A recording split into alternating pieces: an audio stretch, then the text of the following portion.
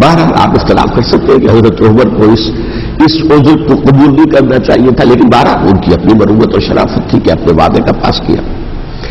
اس کی سازش سے ابو لولو فیروز اس نے حضرت عمر کو شہید کیا۔ یہ گویا کہ دوسری کاؤنٹر ریولیوشنری موومنٹ تھی۔ انہوں نے یہ سمجھا تھا کہ یہ ساری چکی جو چل رہی ہے، جیسے چکی کی ایک کلی ہوتی ہے، وہ کلی جگہ سے ہٹ جائے تو چکی کیسے چلے گی؟ یہی بات حضرت علی نے فرمائی تھی حضرت عمر سے رضی اللہ تعالی عنہما۔ جب شام کے محاذ پر کچھ پسپائی سی ہو رہی تھی تو حضرت عمر نے ارادہ کیا میں خود جاؤں گا محاذ پر اور کمانڈ کروں گا۔ حضرت علی رضی اللہ تعالیٰ عنہ نے فرمایا کہ نہیں امیر المومنین آپ مت جائیں، چکی اسی وقت تک چلتی ہے جب تک کہ کلی گڑی ہوئی، آپ کلی ہیں اس وقت اس نظام کی جس کے گرد یہ اسلام کی چکی گھوم رہی، آپ مت جائیں۔ لہذا حضرت عمر نے ان کی بات مانی، اس قدر صائب مشورہ تھا جو دیا تھا۔ بہرحال انہوں نے یہ سمجھا تھا کہ عمر ہی کے بل پر چل رہا ہے یہ سب کچھ، لہذا عمر کو پیچھے ہٹا دیں گے سب بیٹھ جائے گا۔ لیکن ظاہر بات ہے کہ محمد رسول اللہ کی بنائی ہوئی عمارت صلی اللہ علیہ وسلم اتنی کمزور نہیں تھی۔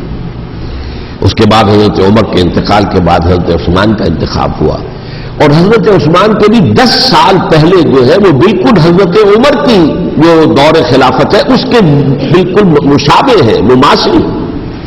ہمارے ذہنوں میں یہ تصور بٹھا دیا گیا ہے کہ سارے 12 سال شاید فتنہ ہی فتنہ رہا، فساد ہی فساد رہا، دنگا رہا، لڑائی رہی۔ نہیں، 10 سال پورا امن، اور جس طریقے سے فتوحات کا سیلاب حضرت عمر کے زمانے میں جا رہا تھا اسی طریقے سے حضرت عثمان کے 10 سالوں کے دوران گیا۔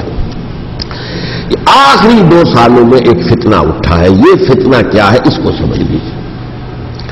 مذاہب کی جو 3 سے کنفرنٹیشن ہوئی تھی، ایک تو یہ کہ مملکتوں میں سے مملکت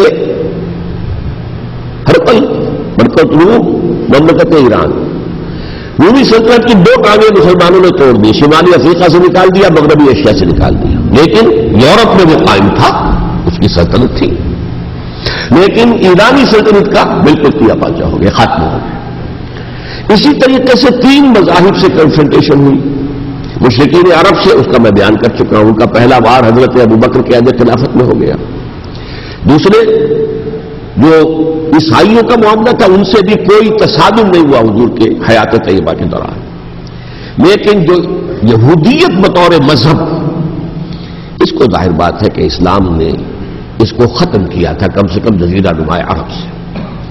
مدینے میں 3 قبیلے تھے جو اپنی غداری کی وجہ سے اور اپنی صلح کو توڑنے کے جرم کی پاداش میں 2 نکالے گئے، اور تیسرا جو ہے اس کے تمام جو بھی جوان افراد تھے انہیں قتل کیا گیا۔ پھر خیبر پر حملہ کیا گیا اور خیبر کو جو ہے فتح کیا گیا، وہ یہودیوں کا بہت بڑا گڑھ تھا، اور جو مدینے سے نکالے گئے تھے وہ بھی وہیں جا کر مقیم ہو گئے تھے۔ تو اس اعتبار سے، اور پھر یہودی اپنے آپ کو سمجھتے تھے اللہ کی طرف سے دنیا میں جو نمائندہ جو ہے امت وہ ہم ہے، اب انہیں معزول کر کے امت محمد کو وہاں پر کھڑا کر دیا گیا صلی اللہ علیہ وسلم۔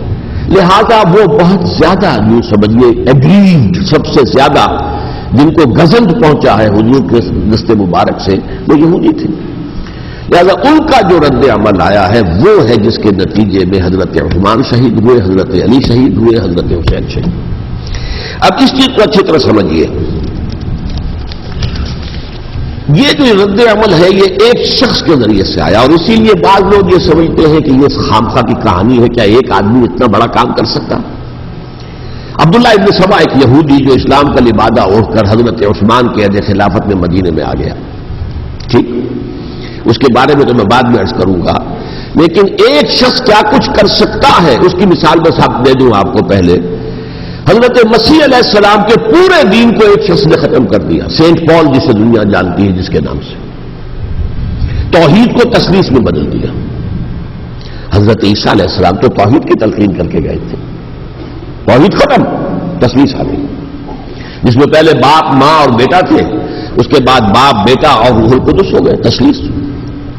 نمبر 2، شریعت موسوی کو ثابت کر دیا، لہذا اب پالزم جو ہے کرسچینٹی نہیں رہی، وہ حضرت عیسیٰ کو کہہ کر گئے تھے کہ شریعت موسوی تم پر لاگو رہے گی، نافذ رہے گی، ثابت کر دیا۔ نمبر 3، اس نے عیسائیت کے دائرہ تبلیغ کو وسیع کر دیا، جنٹائلز یا گوئمز کے اندر بھی، غیر یہودیوں میں، حالانکہ حضرت مسیح کہہ کر گئے تھے کہ تمہیں صرف یہودیوں سے خطاب کرنا ہے، اور میں صرف اسرائیل کے گھرانے کی کھوئی ہوئی بھیڑوں کی تلاش میں آیا. اب آپ دیکھیے حضرت مسیح کے فوراً بعد اور حضرت مسیح کی زندگی کے دوران جب تک کہ وہ موجود تھے وہ بدترین دشمن تھا حضرت مسیح علیہ السلام کا. بعد میں لبادہ اڑا اور یہ کہ مجھے مکاشفہ ہوا ہے، مکاشفے میں مسیح سے میری ملاقات ہوئی ہے، میں ان پر ایمان لے آیا ہوں. اور پھر اس نے اپنے زہد اور دینداری کا جو بھی فراڈ تھا اس کے نتیجے میں اپنی حیثیت بنا لی، دین مسیحی کو بالکل ختم کر دیا. آج کہاں ہے وہ دین مسیحی؟ B100 کے مصنف نے بھی صاف لکھا ہے کہ جب تک حضرت مسیح دنیا کے اندر موجود تھے عیسائیت کی حیثیت یہودیت کے ایک فرقے سے زیادہ نہیں تھی. یہودیوں کا ایک فرقہ، ایک جماعت بس. یہ سینٹ پال ہے جس نے اسے ایک مستقل مذہب کی حیثیت اختیار کی ہے. تو it should be called پالزم، اور یہ ایک آدمی کا کارنامہ. اسی طریقے سے یہ تو ہو گیا حضرت مسیح کے فوراً بعد، رفع سماوی کے فوراً بعد. 1500 برس کے بعد ایک تحریک چلی ہے یورپ کے اندر، اصلاح مذہب، اور اس کی پشت پر بھی یہودی ذہن تھا. یہودی ذہن نے عیسائیت کو دو حصوں میں تقسیم کر دیا، کیتھولک اینڈ پروٹیسٹنٹس، اور پروٹیسٹنٹس کو اپنا اعلی کار بنایا. یہ ایک علیحدہ مضمون ہے جس میں تفصیل میں نہیں جانا چاہتا. میری کتاب بھی موجود ہے اس موضوع پر، سابقہ اور موجودہ مسلمان امتوں کا ماضی، حال اور مستقبل. اس میں نے تفصیل بیان کی. یہ جو تقسیم ہوا ہے تو وہ پہلی بات ایک یہودی، جیسے کہ علامہ اقبال نے، مارکس بھی تو ایک یہودی تھا نا. تو ابلیس کی مجلس شورا میں بڑا پیارا شعر ہے، وہ یہودی فتنہ گر، وہ روح مصدق کا بروز، ہر قبا ہونے کو ہے اس کے جنون سے چاک چاک. یہ ایک یہودی فتنہ گر مارکس نے وہ تصور دنیا کو دیا جس نے عظیم انقلاب برپا کیا روس کے اندر، بولشوک ریولوشن، اور جو پھر آدھی دنیا تک پھیل گیا. آج سے 50 سال پہلے امریکہ کانپتا تھا، روس کے سامنے کھڑا ہوا کانپ رہا تھا، اس لیے کہ روس سائنٹیفک ترقی میں امریکہ سے بہت آگے تھا. اس کے ایسٹروناٹ پہلے گئے ہیں خلا کے اندر، امریکہ تو بہت پیچھے تھا. بہرحال اس نے جس طریقے سے USSR کا خاتمہ کرایا ہے وہ ایک علیحدہ بات ہے، میں اس وقت اس طرف نہیں جانا چاہتا. لیکن جان لیجئے کہ وہ ایک شخص کا کارنامہ، وہ یہودی فتنہ گر، وہ روح مصدق کا بروز، ہر قبا ہونے کو ہے اس کے جنون سے تار تار. اسی طرح وہ عبداللہ ابن سبا، یہودی فتنہ گر. آج اہل تشیع میں سے بعض حضرات کہتے ہیں کہ یہ عبداللہ ابن سبا یہ تو افسانوی شخصیت ہے، اس کی حقیقت کوئی تھی ہی نہیں. حالانکہ ان کی اپنی کتاب میں رجال کشی کے اندر اس کا ذکر موجود ہے.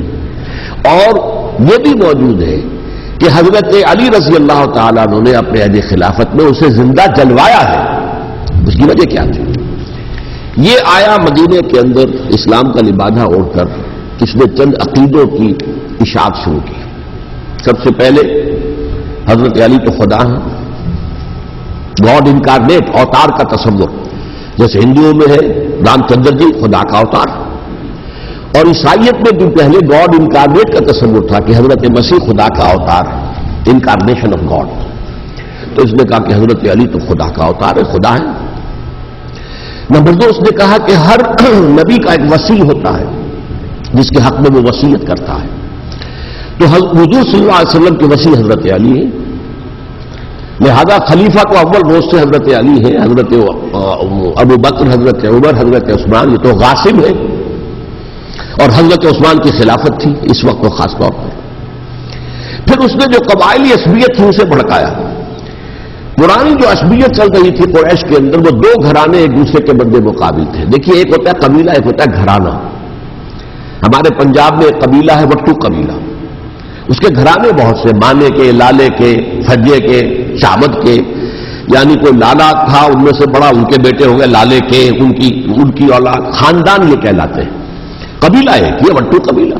تو قبیلہ تھا قریش، اس میں گھرانے بہت تھے، بنو ہاشم، بنو امیہ، بنو تیم، بنو عدی، یہ بہت سے گھرانے تھے. تو چوٹی کے دو گھرانے جو تھے وہ بنو ہاشم اور بنو امیہ، ان کے درمیان چپلش تھی، مقابلہ، مسابقت. اور یہ مسابقت فی الخیر بھی ہوتی تھی. اگر انہوں نے غریبوں کو کھانے کھلائے ہیں تو ہم ان سے بڑھ کر کھلائیں گے، اگر وہ حاجیوں کی خدمت کرتے ہیں تو ہم ان سے بڑھ کر کریں گے.